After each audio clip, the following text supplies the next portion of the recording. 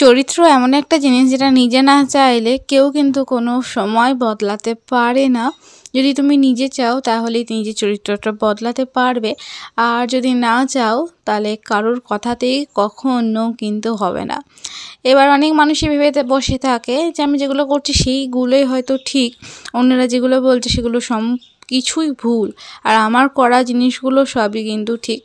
কিন্তু তুমি নিজের বিবেককে প্রশ্ন করে দেখো যে তুমি যেগুলো করছো সেগুলো কি আদৌ ঠিক, আদৌ কি তুমি ঠিক জিনিসটাই করছো বা ভাবছো, তারপরে তুমি করো। এবার তুমি দুইবার তোমার ঠিক মনে হলো, একবার যদি তোমার মনে হয় যে ভুল, বা তোমার দুইবার যদি ভুল মনে হয়, একবার যদি মনে হয় ঠিক, তাহলে আমার মনে হয় যেন বদলানো দরকার নিজের স্বভাব, নিজের চরিত্র, সমস্ত কিছুটাই।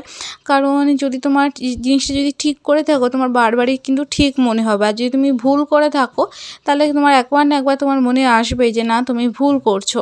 কিন্তু